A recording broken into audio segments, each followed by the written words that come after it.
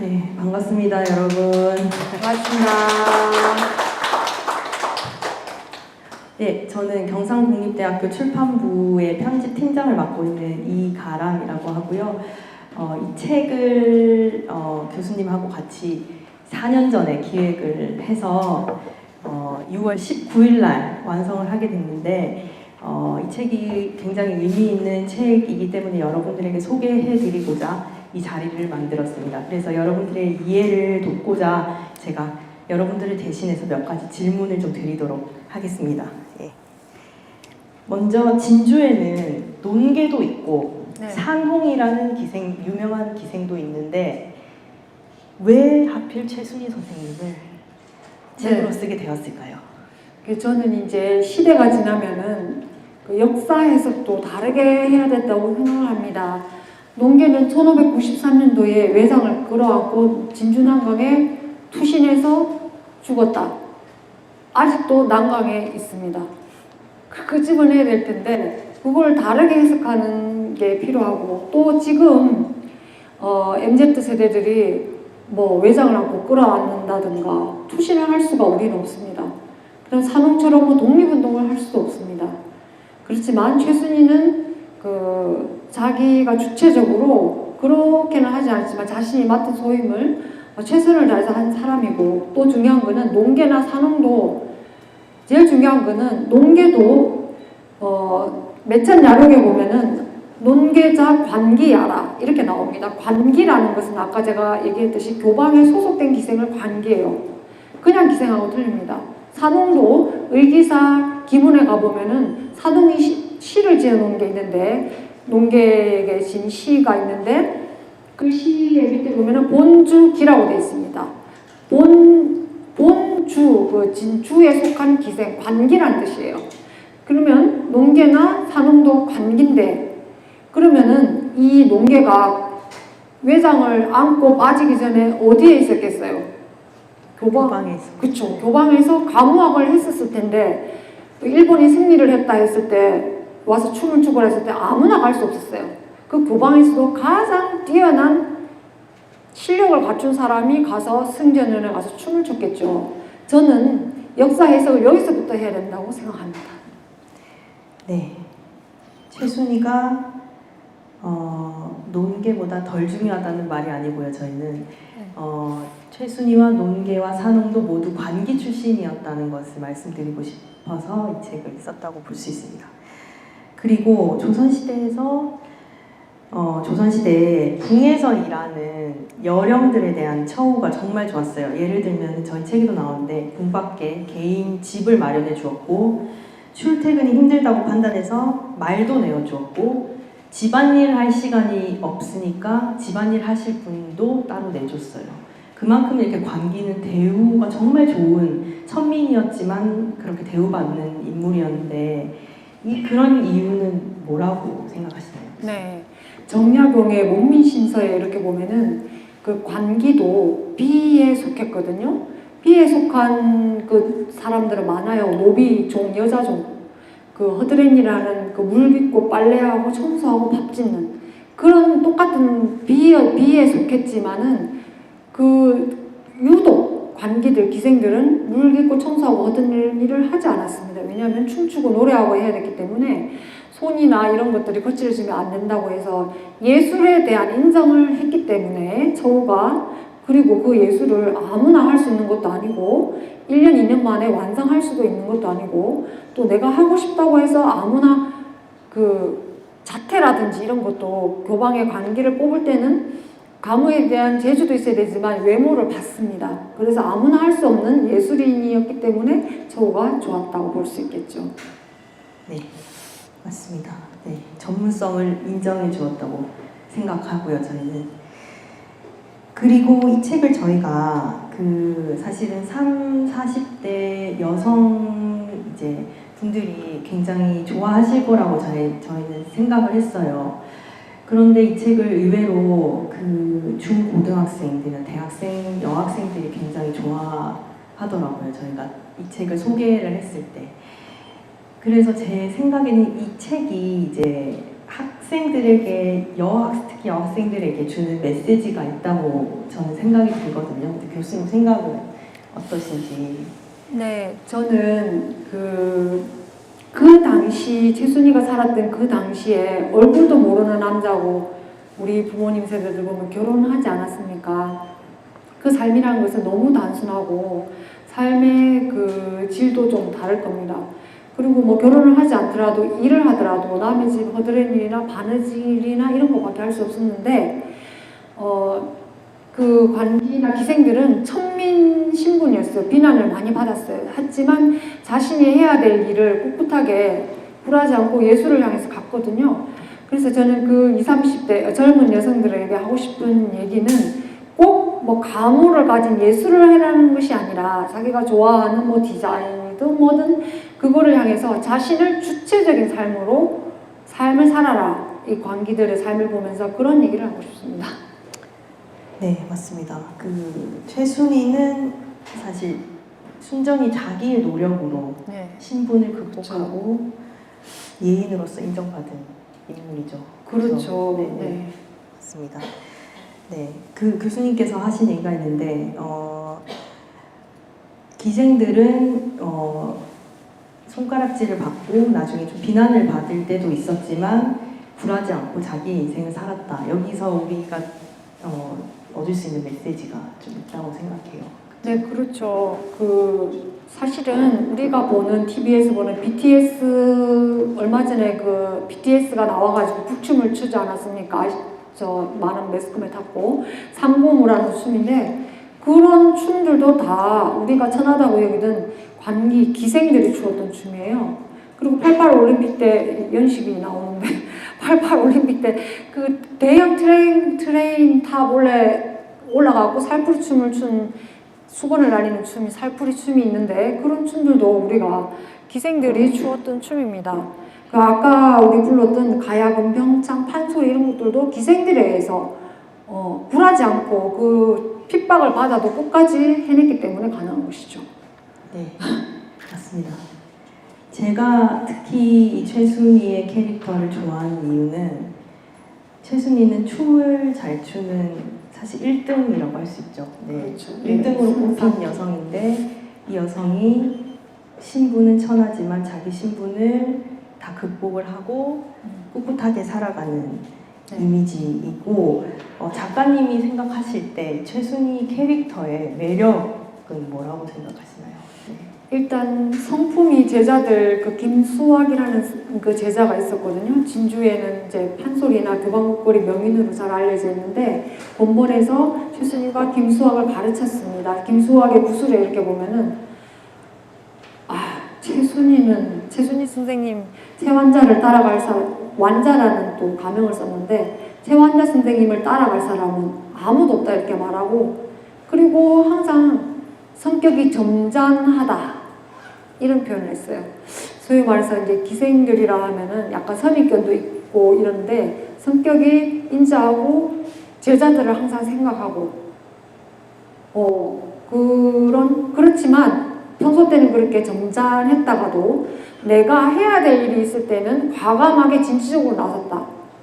13살에 혼자 엄마 꿈을 떠나가지고 혼자 서울에 간다는 게 지금도 쉬운 일이 아니지 않습니까? 그 다음에 뭐 엄마를 잃어버렸을 때 6.25 전쟁이 났었을 때도 절망을 할 수도 있습니다. 내가 아무것도 안 해야지 하고 자포자기 우울증에 걸 수도 있죠. 그럼에도 불구하고 내가 해야 될 거는 이 궁에 있는 문화를 전파해야 되겠다라는 강인함. 무슨 일이 있어도 이것만큼은 후대에 전승해야 되겠다는 그런 사명감 같은 게 있었다라고 볼 수 있을 것 같아요. 네, 최순희 정말 비범한 인물이라고밖에 할 수 없는 것 같아요. 네. 굉장히 이제 쉬운 결정이 있음에도 이제 돌아가는. 네. 그렇죠. 그 당시에 소위 말하면 인물도 출중하고 강순금이라는 돌아가시는데 가야금 명인 선생님이 최순희를 돌아가시기 전에 봤을 때 키가 엄청 컸다고 그럽니다. 그 당시에. 그리고 얼굴도 아까 제가 보였듯이 아주 한복 맵시에 잘 어울리는 아이돌 얼굴을 가지고 있고 인물도 출중했어요. 솔직히 여성이라면 아니면은 요리점이나 나가서 있을 수도 있고, 후원자라고 해서 그 당시에 기생들이 그 생활비 후원을 경제적으로 해주는 기둥서방을 두기도 했어요. 근데 최순희는 평생 그런 후원자를 두지 않고 혼자 살다가 갔거든요. 여성인 그렇게 아름다운 외모를 가지고 춤도 잘 추고 노래도 잘 했는데 그런 유혹이 있었을 거라고 생각을 하지만 예술을 위해서 평생 살다 갔다. 저는 그렇게 생각합니다. 네, 물론 요리점에서 일하는 기생분들도 주체적인 그렇죠. 인생을 산 그 시대 때 굉장히 선구자, 신여성. 맞죠. 그 당시에 요리점에서 그 돈을 받는 게 굉장히 수입이 컸다고 그럽니다. 지금으로 치면은 네.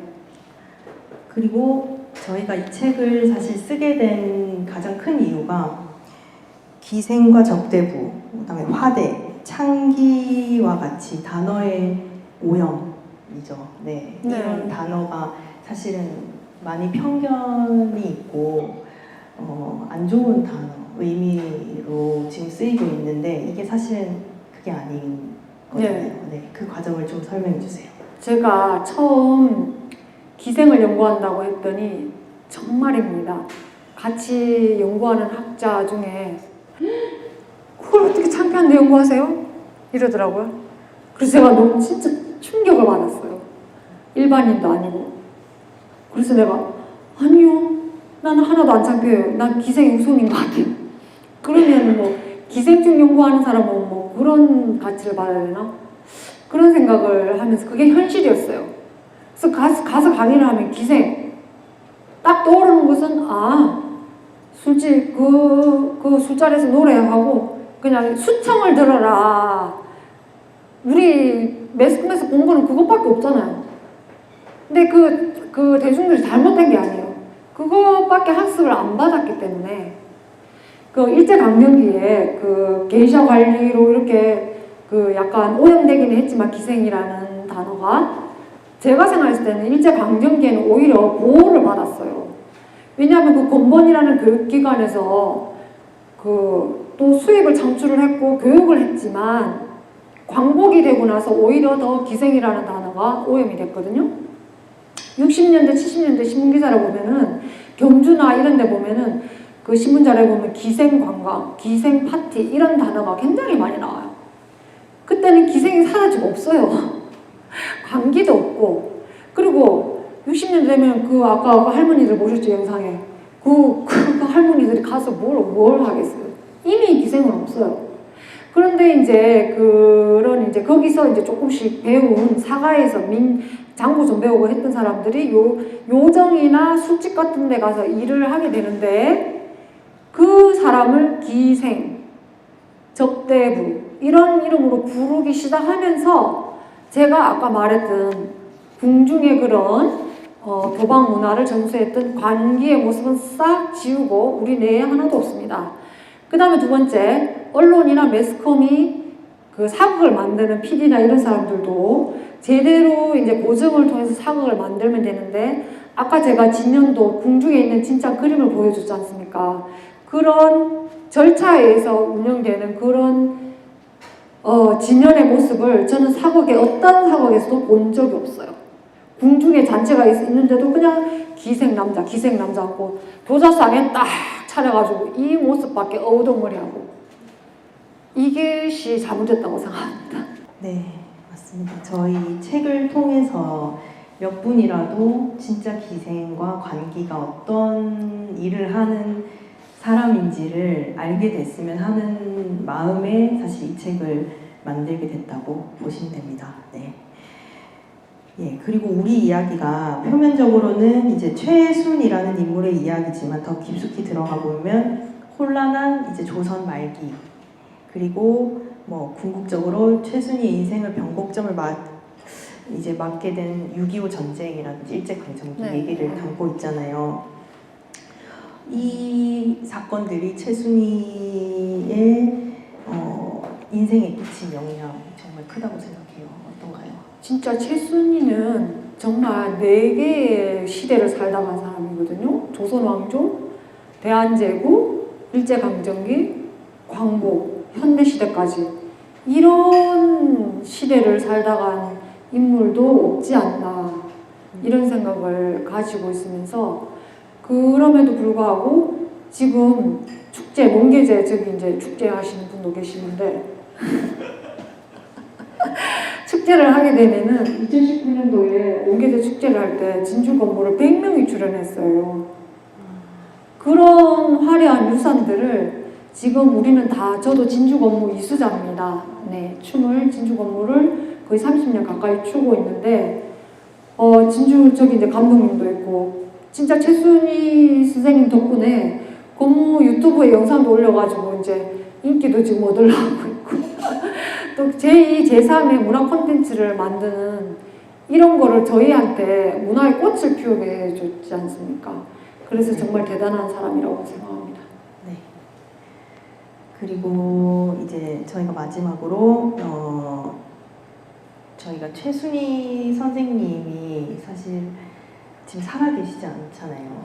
네, 그렇죠. 살아계시지 않는데 이제 그 누구도 살아계실 땐 주목을 하지 않았어요. 최근까지도 맞아. 주목을 하지 않았고 이런 최순희 선생님이 만약에 살아계신다면 이제 이런 책을 보시고 선생님을 보신다면 어떤 말을 하실지.